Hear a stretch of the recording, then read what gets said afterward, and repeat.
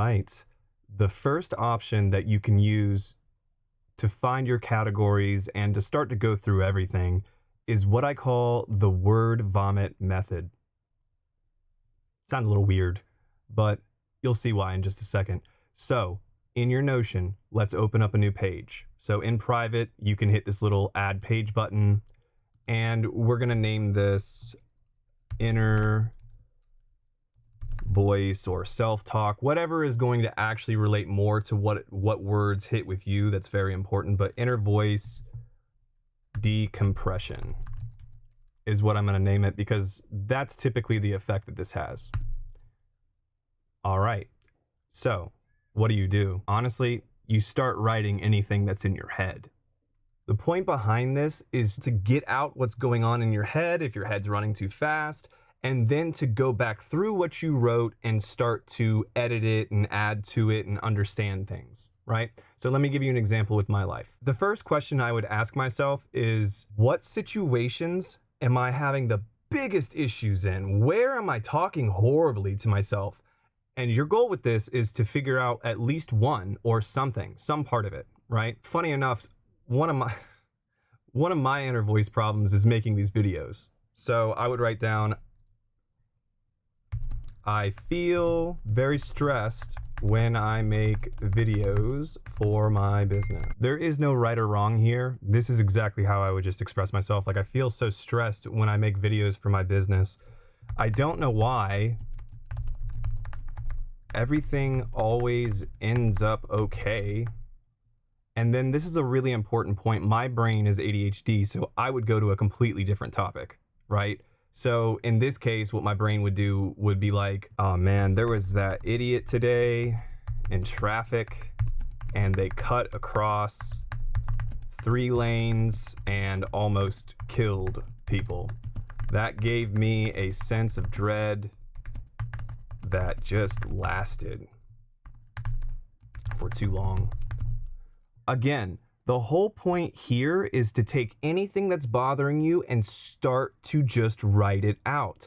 We can only keep, on average, a max of 3 things in our conscious. That's why we can never really work it out unless we actually start to get it on paper.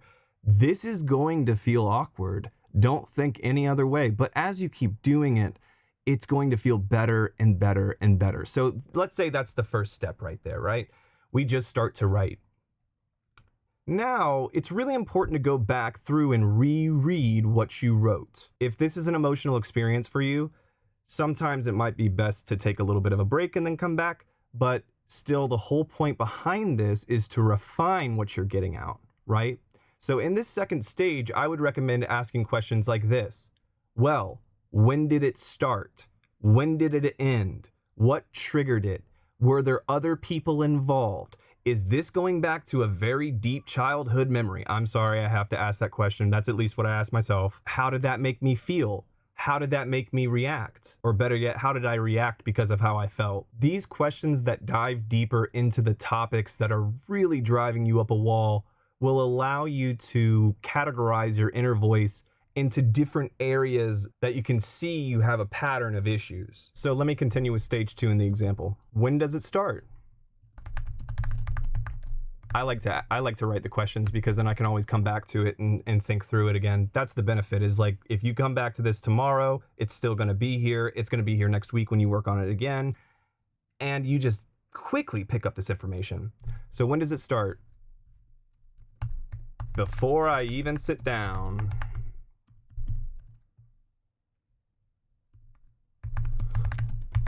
When does it end?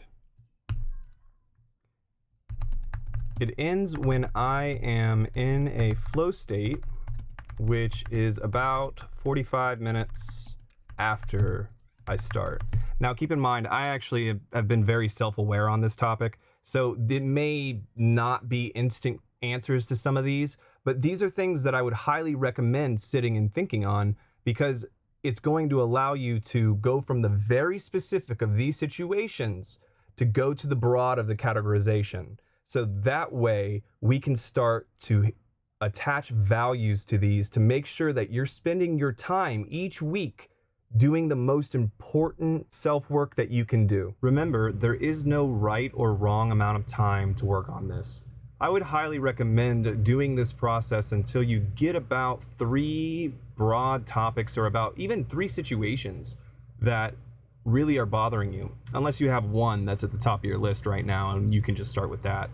However, after you attack that one, it's very important to slowly but surely getting this information and then working with what you have in that week. Again, you don't need to have a massively full breakdown. And I want to mention that the flowcharts can be very, very helpful after you get things all written out and started to get categorized, right?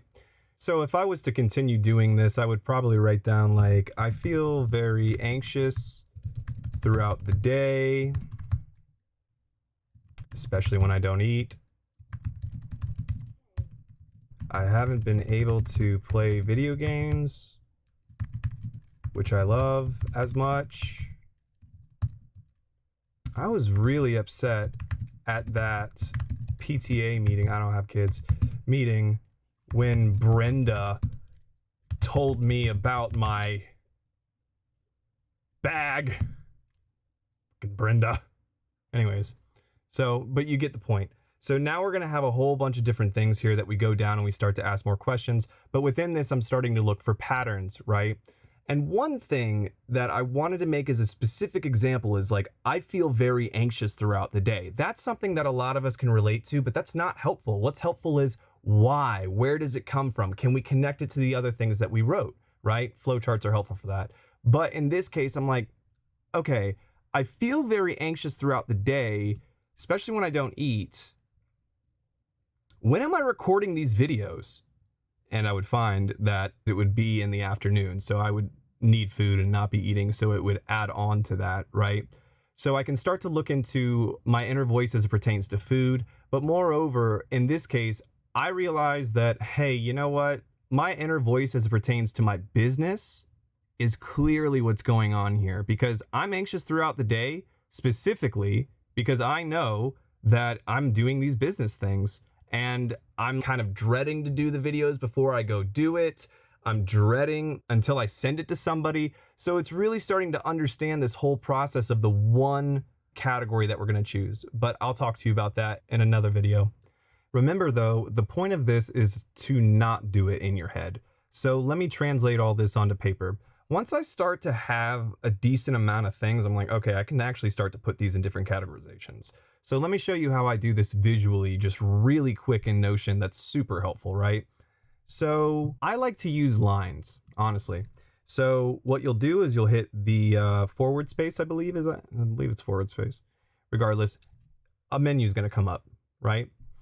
And from there, I like to type in line, and there it is, divider, sorry. A divider can separate thoughts. On top of that as well, if I have, say, like a topic that I see in this where it's like, this is all about work, clearly. So I'm going to do another forward slash, and then type in heading. And in this heading, I'm going to put work, because this is all about my work inner voice, right? All right, let me dive into this. I feel very anxious throughout the day, especially when I don't eat, just to give it some more information.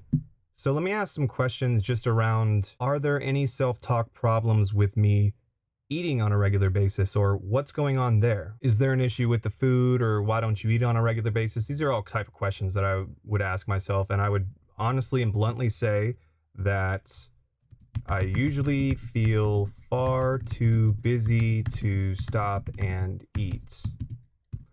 And bam, we can see right there that I have a self-talk habit about being too busy to stop and eat, which, you know, we kind of need to live. And clearly, which is messing me up with anxiety and everything else.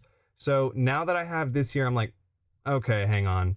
Let's do this. So what is that though? Like busyness?